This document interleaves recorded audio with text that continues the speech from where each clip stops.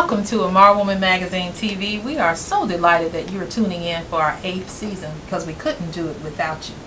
Now, we have a lot of interesting topics to cover, but I want to talk a little bit about y'all because it's been several months since we've been together. What's going on? What you been up to?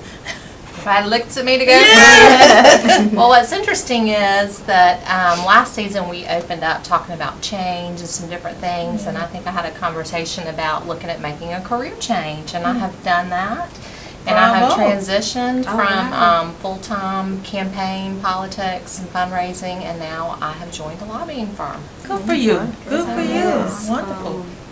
Well, I'm excited. I've spent a lot of time with my grandchildren, and today we found out that we have a grandson on his way. Oh, congratulations. We have 3 granddaughters, and so now we're so glad to get a son. We're excited about that. So very nice. Well, I lost 10 pounds. Girl, we mad. I feel great, and I'm just excited. I'm trying to lose some more, and I feel really sassy. So. Oh, looking good too. Well, my hair got grayer.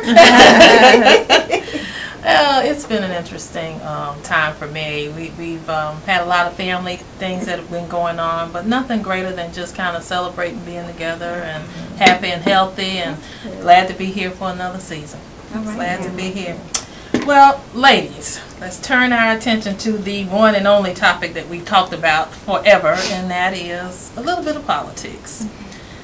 You know, we have an election season that's going on where the American people are so anti-establishment. I mean, I've never really seen it quite like this. You've got candidates who are anti-establishment that have outperformed and outpaced every expectation. What's going on? What's going on with the mood of the electorate? How do you explain it? People are angry. You think it's anger? People are angry.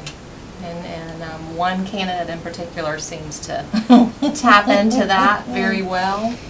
Right before the Republican primary here in South Carolina, I read on one of my congressman's Facebook pages, I think he was quoting somebody else, but he said it seems that the American electorate is voting with their middle finger these days. Wow. And I reflected on that a little bit, and I thought, you know, in life, when I think about some of the things that I regret the most, there are things that I did or said in anger. So that might be something for the American people to think about too. yeah, absolutely. You know, it's been said that an angry generation cannot create peace. So if we're looking for peace, anger won't get it done. And so I believe that, you know, the world is about, this universe is a self-organizing system, and it's about cycles and seasons, and I think that we've got to understand when one cycle has complete and when another one is beginning, and the only thing that's constant is change. And so I think people are ready for something new, because if we keep doing the same thing over and over again, we're going to keep getting the same thing. So I believe that what we're sensing is that people are ready for some radical change, something different, something new, because the season and the cycles are changing. But we have to keep in mind that an angry generation cannot create peace. So if peace is what we're looking for, making choices and decisions out of anger and frustration won't get us there. That's good.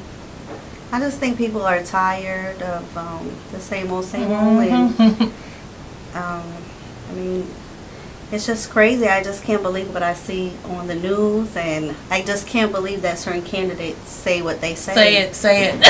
And I just can't believe that certain people are voting for certain candidates. Like, I just can't believe it. Well, I'm going to tell you, I think some of it may be anger, but I think a lot of it is just pure frustration.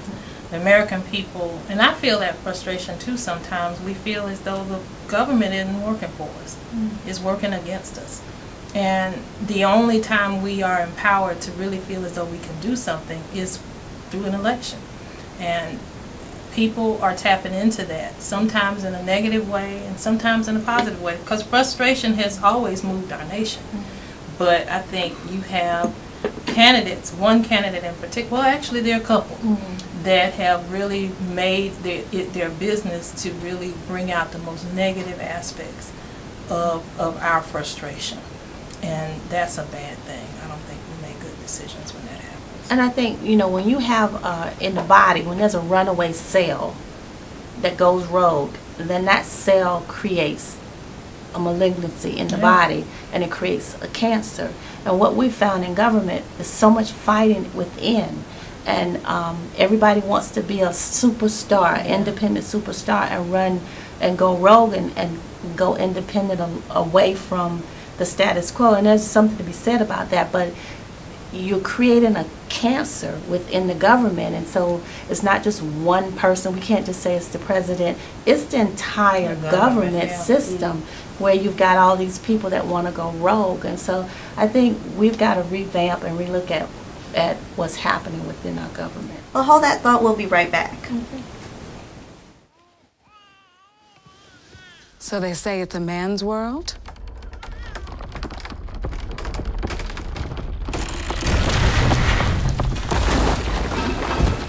Well, I don't see anybody's name on it. While they were out doing their thing, we slowly changed all that.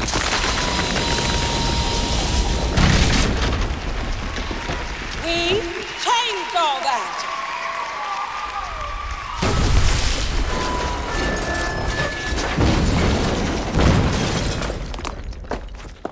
Today, women can do anything men can do.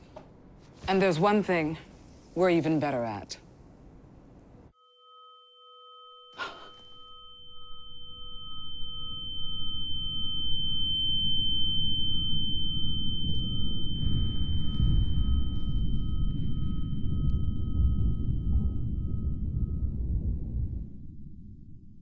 Welcome back.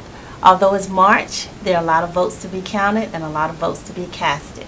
Everyone's wondering, will Donald Trump get trumped by our first woman president or a Democratic socialist? Ladies, what do you think?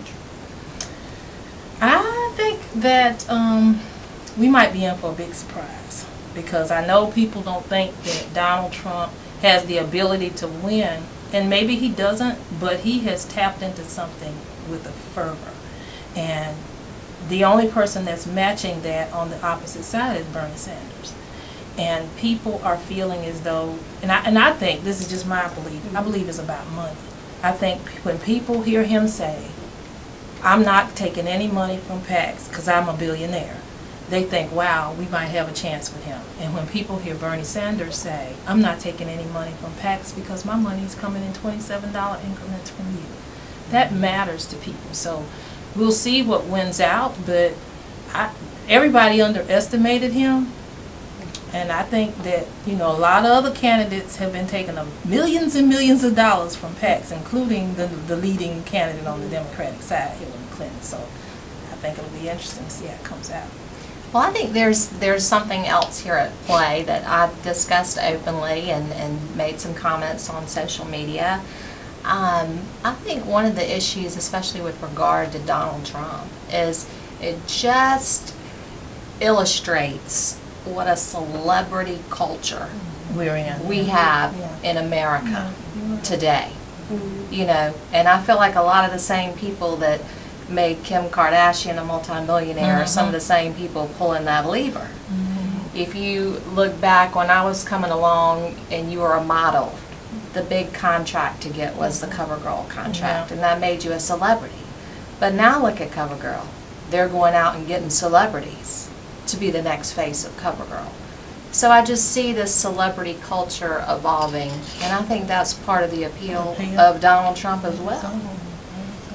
Well, do you think, you know, he can be beat? I mean, that's the big question. Is it President Trump, or is it? You know, I decided I'm not going to give Trump any more media attention. He's getting enough without my voice, so I really am not going to give him too much play here. I just think people are crazy. How could you vote for Trump? He's crazy. I mean, I can't believe people are seriously going to vote for him. And they get on TV saying they're going to vote for Trump. I mean, everything he stands for, like he says he's going to bring in more jobs, yet his ties are made in Mexico, in China, like everything that everything he stands for, he does the complete opposite. So how could you trust him? I just can't. I'm nervous. He may actually win, and what's going to happen? We're going to go to war with everybody. Well, I agree with Donald. We are a culture that has become obsessed with celebrity status. I mean, you can become a celebrity online, on social media celebrity. That's why people are taking selfies, they're taking all these pictures and posting. Just hoping that they'll be famous. Hoping they're going to be famous. So with the whole reality show culture and everything. And so that's a lot of the appeal. People going out to see him because they want to be close to the millionaire and the celebrity. But he talks about pocketbook issues. He talks about bringing jobs back. He talks about, listen to what he's saying. He talks, and I'm no Donald Trump fan, believe me, but in the midst of all the craziness, he talks about taking care of the elderly. He doesn't give you any specifics. He talks about providing health care. I'm not going to let people die in the street. And people gravitate toward that. I mean, because these are pocketbook issues that people care about. And unfortunately, he's using the celebrity and connecting it to those pocketbook issues, and in my opinion, that big one, that big issue that I'm not bought and paid for by the corporations in America and abroad. I have my own money so I can speak freely for you. That is playing extremely. And do freely for you, and that appeals to me. That who wouldn't like that? I mean, that appeals to everybody. So unless we have candidates who are willing to step away from the money that they're getting in corporate America and represent the people, you're going to have the Donald Trumps that can make or break this country on that one issue. Well, and we talked about this a little bit earlier as well, when we were in makeup getting ready for the show. But in my lifetime, I have never seen a time more ripe for a third-party candidate to come in and really make a play at it. And this is somebody who, you know, I've made a living in politics. Yeah. So you can imagine what my Facebook feed looks like on election day, and having to block people and just get, you know, when people do this for a living, they're even more passionate about their candidates. But I think there's a prime opportunity for a third-party candidate to get in there and really shake it up. So I think it's going to be very I don't know interesting. If we can stand it being shook up any more than it is. Well, when people aren't happy with the options, they do something different. On either side. Yeah, they do something different. Well, look, we've got a part of a solution coming up in our next segment. We're going to talk about protecting your Social Security, another pocketbook issue that's very important to South Carolina. So stay with us. We'll be right back.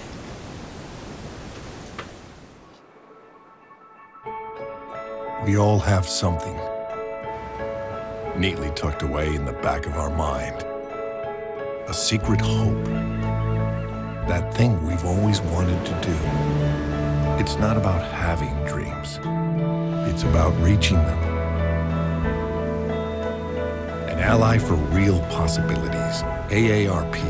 Find tools and direction at aarp.org/possibilities. We are delighted to welcome on our set today Mr. Jim Love from AARP, who is the Associate State Director of Advocacy. Yes, that's correct. So Jim, I've been seeing lots about AARP's new initiative with thousands of volunteers across the country, something called Take a Stand 2016. But before I get to the details of that initiative, let's talk a little bit about Social Security and what the issue is with Social Security, which is very much so connected to the Take a Stand initiative. What's the problem with Social Security? Well, the issue with Social Security is, don't want to alarm anyone because folks, the folks that are currently on Social Security are fine. Their benefits probably won't be affected. But in 2034, there will be more money going out than coming in. Wow. So that's just 18 years from now, which sounds like a long time, but in Congress years, it's not, and because Congress moves so slowly. So in 2034, that more money will be going out than coming in, and it will trigger a 25% benefit cut. Wow. For all beneficiaries. Existing ones included? All existing beneficiaries as well. Social Security is such an important program in South Carolina. 1 in 5 are on Social Security in South Carolina, which is a phenomenal number. The average check's about $1,250, and if there were a 25% benefit cut, that would cut about $300 out of their check, which could be devastating for just about everyone. So what we're trying to do is to prevent any benefit cuts and to make Social Security solvent for the next 75 years. Okay, and that's what the Take a Stand initiative That's what Take a Stand is all about. So how have you gone about that with Take a Stand? Why Take a Stand? And Take a Stand. That's a nationwide effort that AARP is undertaking with, like you said, thousands of volunteers as well as staff partnering with them. Our goal is to get the presidential candidates to talk about Social Security.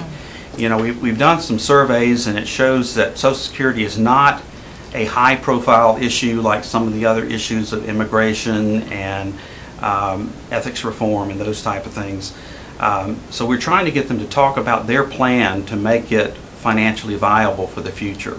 So there won't be any benefit cuts, and we don't have to worry about that for the long term. We just had so much attention in South Carolina with these candidates coming through.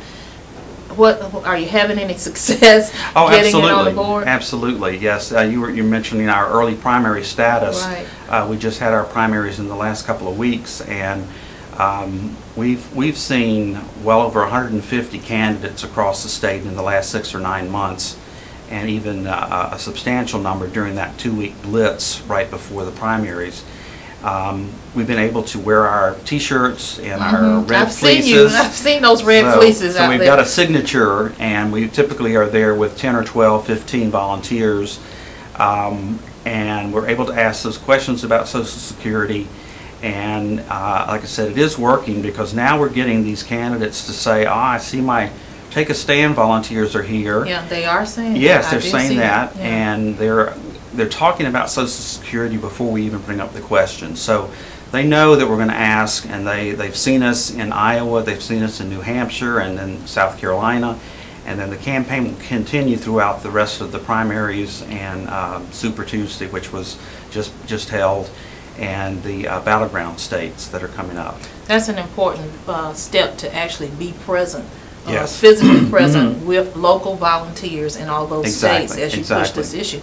And now, just to back up a minute, because I've been thinking as you were talking, and you were saying so many people are reliant on Social Security. Yes. In South Carolina, it's probably even more so. It is. And another little fact, that 59% of those folks on Social Security rely on it for 90% of their income, which you can tell that even a $300 cut would be devastating. Yeah, it really would be. So we want to avoid that. So what kind of solutions are you looking for? What is AARP looking to hear from these candidates as a viable option to preserve and protect Social Security? Well, our main goal is for it to be financially secure, and 75 years is just a typical time frame for Congress to create a piece of legislation. So that's why we say 75 years. We're really not going to be proposing solutions. That's really more the job of the elected officials. But Congress has been talking about Social Security for some time, and there are 12 or so proposals out there now, and we've even got some booklets on it that we'd be happy to share with your audience. Some of the examples of some of the possible solutions, and it would probably take a combination of these solutions before it really make the problem go away. Raising the retirement age is very popular among these candidates because we're living longer and people are retiring later. There's some thought about increasing the retirement age, increasing the amount that you're taxed on for Social Security. Right now that's at $118,000, so anyone who earns over $118,000, the Bill Gates of the world, they only pay Social Security on $118,000. Wow, so that needs to be raised. So there's some possibility to raise that, and that would make a difference in the long-term financial security of it. Also, changing the way the cost of living adjustment is calculated. There's some good and some bad in that. There are ways that we could do that so it actually benefits our folks who are on Social Security, and we'd like to see that as well. And one last example would be decreasing the amount that some of the high wage earners are receiving as far as benefits. You could tell that these are touchy. Yeah, they're especially the raising the age one. Some are popular, some are very controversial. What we'd like to see is some shared pain, so that there's no one group that's really burdened, particularly seniors. Yeah. So how can folks in South Carolina get involved? You mentioned that there are booklets. Is there a web address or a number or something? Yeah, there are a number of things. You know, now that the primaries are over, we're probably not going to see the candidates as much as we've seen them in the past, although we hope they'll be back before the November election. And the best thing people can do is be informed about what position their candidate's taken on Social Security. I'll mention that all of the candidates have some type of plan except for one, and that's Donald Trump. Okay. We've really pushed him to come up with a plan, and he's talked about his ability to stimulate the economy and make things better financially, but that's not really a specific that we're looking for. So there's a website that people can go to and see all of the plans that all of the candidates have talked about. It's 2016 takeastand.org. Okay. And we can also send out a little brochure that has a chart of where people where the candidates stand, and they can call us at our toll-free number, and I can provide that if you'd like. Okay. Well, Jim, as always, AARP is doing a great job in our communities, and this issue in particular is very important, particularly to a lot of South Carolinians who you say rely really solely on Social Security. Many people rely solely on Social Security. So thank you so much for joining us today. I appreciate you having me. Well, stay with us, and we'll be right back.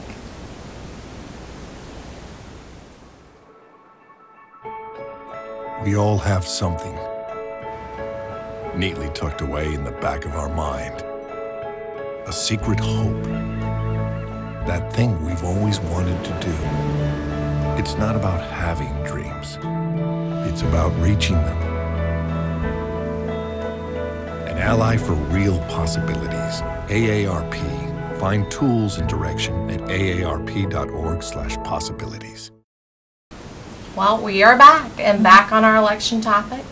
Here in South Carolina, Democrat voters did not show up in the huge numbers that they did in 2008, but Republican voters came out in droves, and they continue to across the country.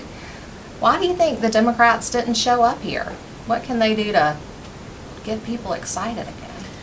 Well, y'all had 17 candidates on the Republican side, and I think to 5 on the Democratic side. And remember, with our last show, we talked about just the number of candidates, and we thought there'd be voter fatigue and all kind of horrible things, but turns out that was just the opposite. So when we got down to 2 candidates on the Democratic side, there was less interest than you all had with 17. I keep saying you, Donna, because we know you're conservative. But I think that really surprised me to see people come out in droves like they did, and then we had all this other stuff going on with the celebrity aspect of Donald Trump's campaign. So I think that really made a difference. And I think, you know, I hate to say it, but I think people are starting to give up.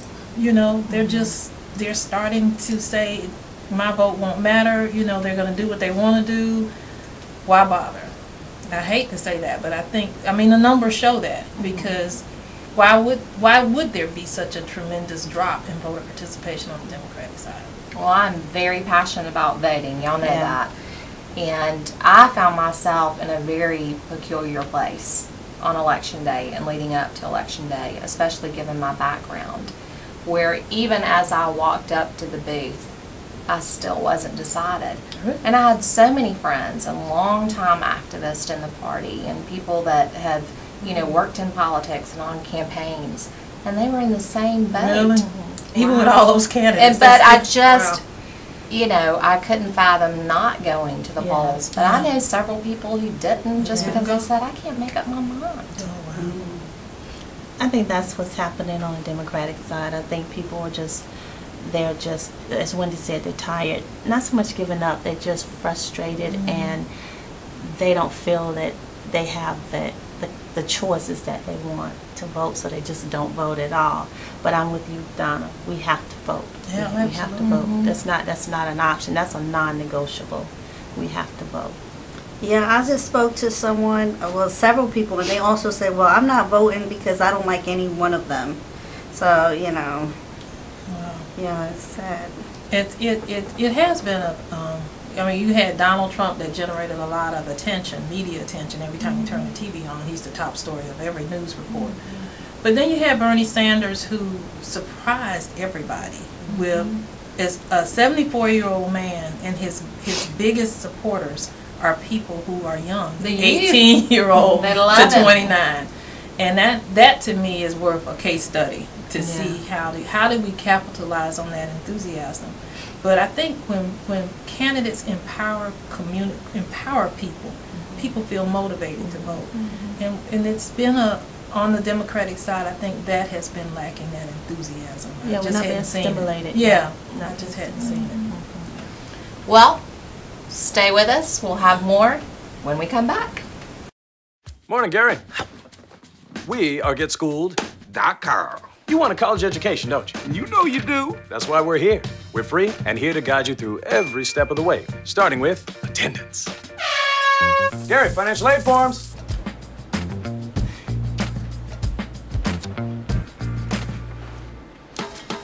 Picking a college, man. You and us. We go together like tacos and Tuesday. And I love tacos.